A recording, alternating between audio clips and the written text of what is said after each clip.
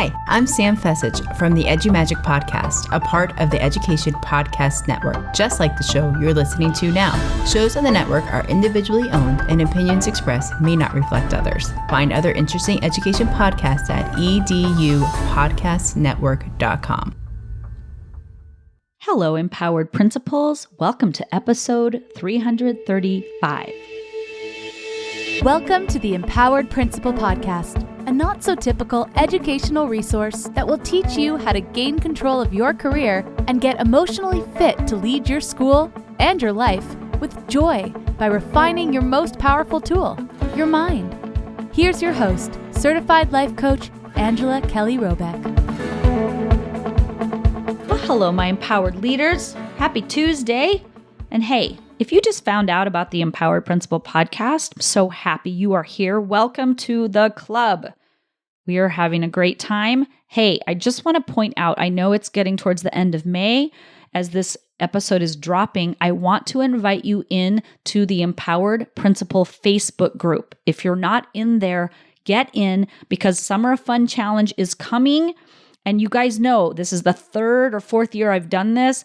We have a fun challenge every week. Everybody posts all the fun they're having over the summer, whether that's professional or personal, it doesn't matter as long as you're having fun and you're posting it and sharing it and cheering people on and uplifting people and having the most amazing, exceptional life yourself. You get eligible for prizes. I send out amazing prizes every single year. They get better and better every year. I'm so excited. Join us in the Facebook group. Join the Summer of Fun Challenge. Post in there, get engaged, get busy, living your life, having fun, sharing it with others in the Facebook group, commenting. Every time you post or comment, your name goes into the drawing. We get one prize per week, and we do this for 8 weeks during the summer, and it's a blast. I'm telling you, let's go. All right, this is a quickie, but it's important. I want to talk about the urge to rush to better. This sounds like a convoluted topic, but it's not. We all are in a rush. We're in a rush to get it done. We're in a rush to the end of the year. We're in a rush to get better grades. We're in a rush to make more money. We're in a rush to have our kids grow up. We're in a rush for something better. We think that something better is coming, and it is, but we're in a rush to get it. I was just coaching a client on this, and she's like, yeah, I know life is really good. I know that. We've been coaching forever. This client of mine's been coaching with me for years. She's like, yeah, I know that, but I really want now. I want this now. I want that now. And I said, what's the rush? Why the rush? And she's like, well, I want to feel more certain. I want to feel more settled. I want to have this experience. And I want to make more progress. I want to make a bigger impact. I want to serve more. I want, right? Which is amazing. I love when clients come to me with desire, with compelling urgency to live an exceptional life. It lights me up to see them lit up. It is not wrong to want and to desire. Where the pain comes in, where the suffering comes in, where the focus on the lack of not having it comes in is when we want it right now and we think we need to rush to get there.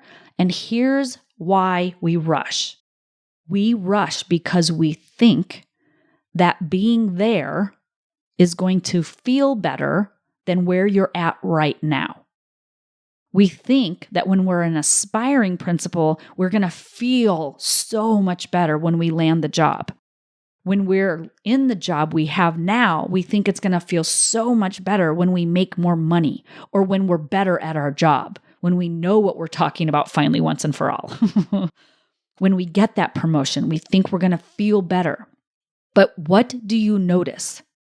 When you were an aspiring principal and you were daydreaming about how amazing school leadership was going to be, and you had those rose-colored glasses on, and you were just dying to get that job, and you interviewed 3, 4, 5, 10, 20 times before you landed that job. You were aching for it. You were in a rush. Yes, it felt so good to get the offer. You felt so accomplished, so proud. And then what happened? You got into the job and you got a whole nother set of, "Ugh, this doesn't feel good. I want to rush through what doesn't feel good to get to the part where it feels good." I want you to see that no matter where you're at on your career journey right now or in your personal journey right now, there's always a moment where we think it's going to feel better in the future and we are aching, pining, longing, wanting, desiring the future. But in the midst of doing that, we're focusing on the lack of what we have in our life right now. I want to make this much money, but now I only make this much money. Instead of saying like, I'm so grateful that I make this much and I look forward to making this much. So if you're making $80,000 right now and you want to make six figures, you want to make $100K as a school leader, you can be grateful that you're making $80,000 because a lot of people are not in this world, and be so grateful for all the things that $80,000 affords you and how proud you are that you've accomplished this amount of money, and be delighted in wanting to hit that 100K mark. Not because you're going to be better. It doesn't make you a better principal to make six figures. It doesn't mean you're better, smarter, better person, better leader. It doesn't make you better necessarily. It doesn't even feel better because once you're making 100K, guess what? Now you want 120, and then you want 140, and then you want 160. There will always be a desire. So when I hear clients in a rush to get somewhere, I know that there's a thought error, a thought obstacle, I call them, that's happening. There's a block that's saying like, oh, there is better than here. Anytime I hear that in a client, I know that it's my job to help them see that where they're at right now is just as good as where you're headed. It's still a 50-50 experience. There are good days, there are hard days. You have wins, you have losses. You get it right, you get it wrong. You say it beautifully, you mess it up. You make the meeting, you forget the meeting.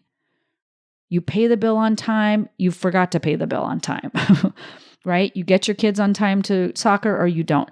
It still all happens. Life still happens.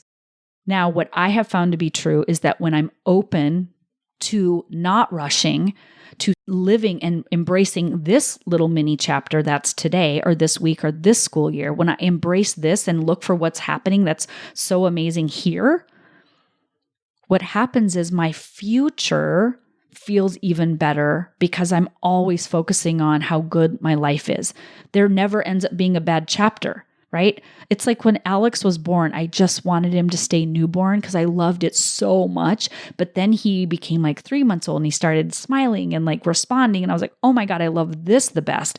And then he was 6 months old and he was crawling and he was chubby and his little teeth. And then I love that the best. And then 9 months and then a year. And then I loved every chapter, every season, every moment of his life the best.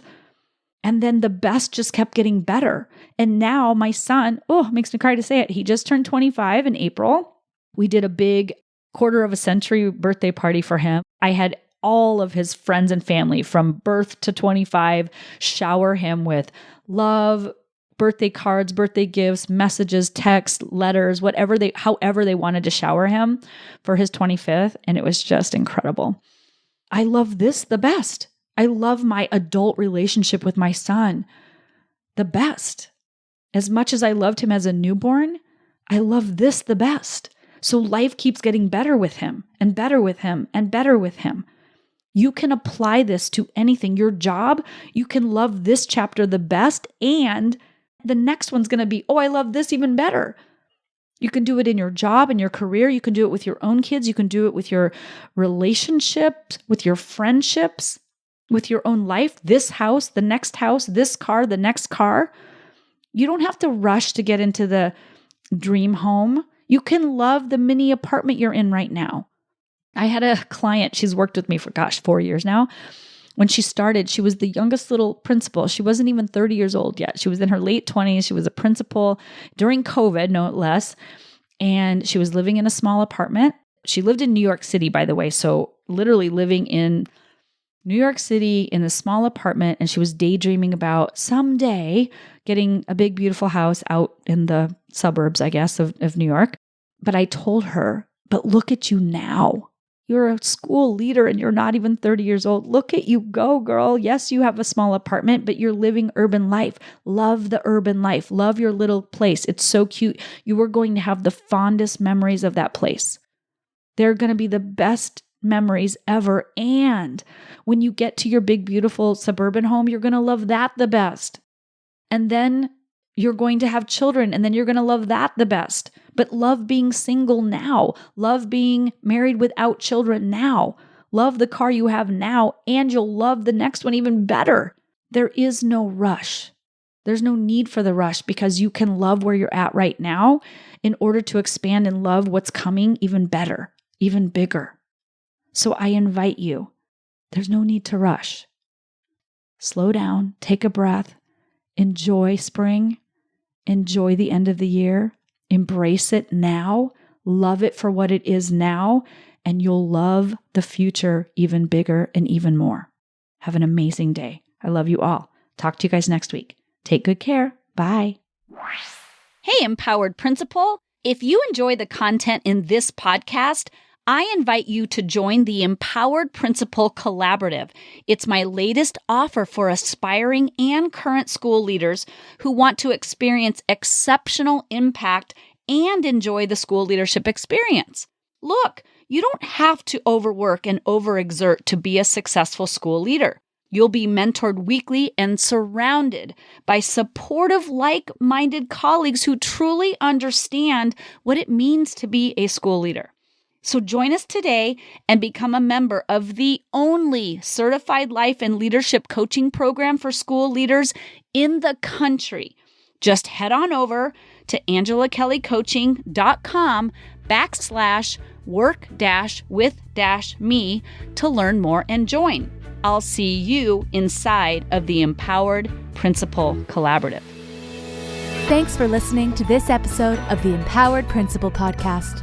If you enjoyed this episode and want to learn more, please visit angelakellycoaching.com, where you can sign up for weekly updates and learn more about the tools that will help you become an emotionally fit school leader.